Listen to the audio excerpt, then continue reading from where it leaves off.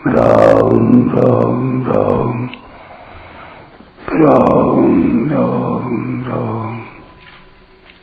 राम राम राम नारायण नारायण। आत्मबुद्धि प्रसादजम, जो उत्पन्न होने वाला होता है वो जरूर नष्ट होता है। ऐसे सुख से दुखों का अंत कैसे होगा? इसलिए सात्विक सुख में भी आसक्ति नहीं होनी चाहिए। सात्विक सुख से भी ऊंचा उठने से मनुष्य दुखों के अंत को प्राप्त हो जाता है, गुणातीत हो जाता है। आत्मबुद्धि प्रसादजम, जिस बुद्धि में सांसारिक मान, बड़ाई, आदर, धन संग्रह, विषयजन्य सुख आदि का महत्व तो नहीं रहता, केवल परमात्म विषयक विचार ही रहता है, उस बुद्धि की प्रसन्नता दूसरे अध्याय का 64वें श्लोक में, अर्थात स्वच्छता से यह सात्विक सुख पैदा होता है। तात्पर्य यह है कि सांसारिक संयोगजन्य सुख से सर्वथा उपरत होकर परमात्मा में बुद्धि के विलीन होने पर जो सुख होता है वह सुख सात्विक है। यत तदग्रे विषम इव, यहां यत तत् कहने का भाव यह है कि यत माने जो सात्विक सुख है, तत् माने वह परोक्ष है, अर्थात उसका अभी अनुभव नहीं हुआ है, अभी तो उस सुख का केवल उद्देश्य बनाया है, जबकि राजस और तामस सुख का अभी अनुभव होता है। इसलिए अनुभवजन्य राजस और तामस सुख का त्याग करने में कठिनता आती है, और लक्ष्य रूप से जो सात्विक सुख है उसकी प्राप्ति के लिए किया हुआ रसहीन परिश्रम आरंभ में विष की तरह लगता है। यह तदग्रे विषम इव, तात्पर्य यह है कि अनुभवजन्य राजस और तामस सुख का तो त्याग कर दिया, और लक्ष्य वाला सुख मिला नहीं, उसका रस अभी मिला नहीं, इसलिए वह सात्विक सुख आरंभ में जहर की तरह प्रतीत होता है। राजस और तामस सुख को अनेक योनियों में भोगते आए और उसे इस जन्म में भी भोगा है।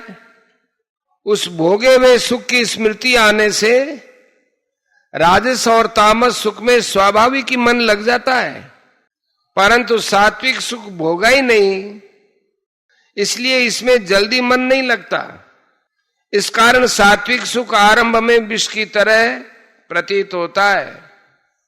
वास्तव में सात्विक सुख विष की तरह है नहीं, प्रत्युत राजस और तामस सुख का त्याग विष की तरह होता है। जैसे बालक को खेल कूद छोड़कर पढ़ाई में लगाया जाए तो उसको पढ़ाई में कैदी की तरह होकर अभ्यास करना पड़ता है।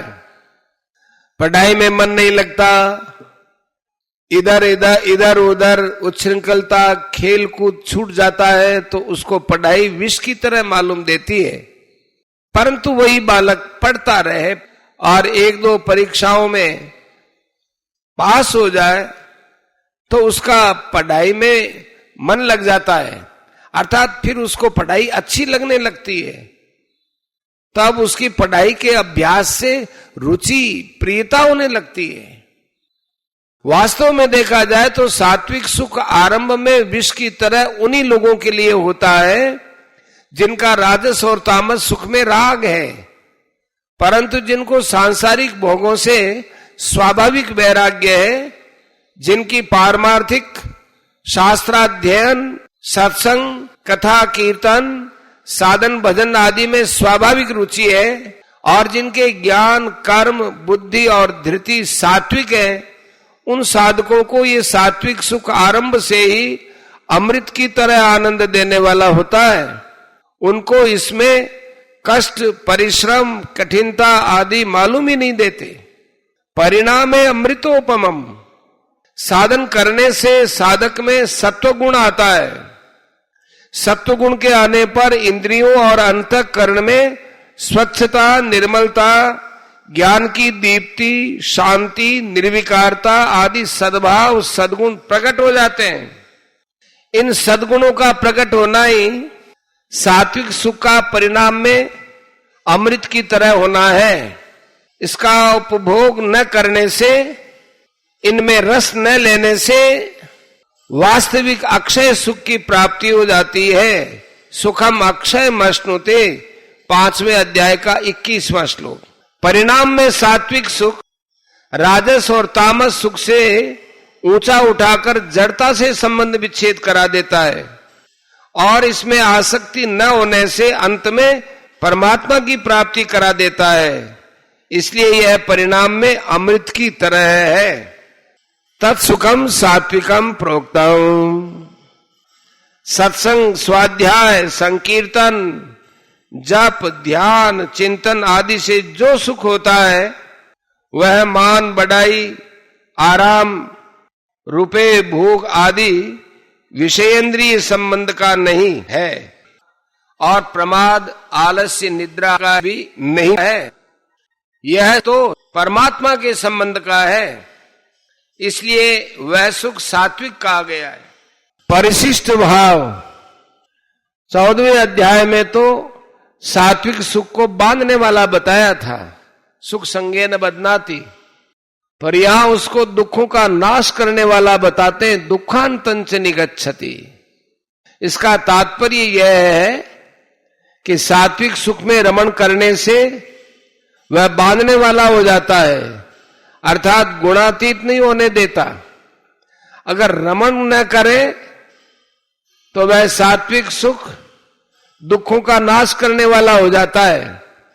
सुख भोगने से दुख का नाश नहीं होता, भोग का त्याग करने से ही योग होता है। इसलिए सात्विक सुख से भी असंगता होनी चाहिए। असंग होने से बंधन कारक रजोगुण आ जाता है। सत्व गुण में रजोगुण आने से पतन होता है।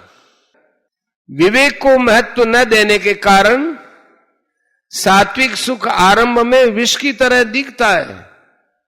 राजस मनुष्य विवेक को आदर नहीं देता, अतः सात्विक सुख का आरंभ में विष की तरह दिखना राजसपना है। तात्पर्य है कि सात्विक सुख दुखदायी नहीं होता, प्रत्युत मनुष्य की बुद्धि में राजसपना होने से सात्विक सुख भी उसको विष की तरह दुखदायी दिखता है। उसका उद्देश्य तो सात्विक सुख का है, पर भीतर राजस भाव पड़ा है।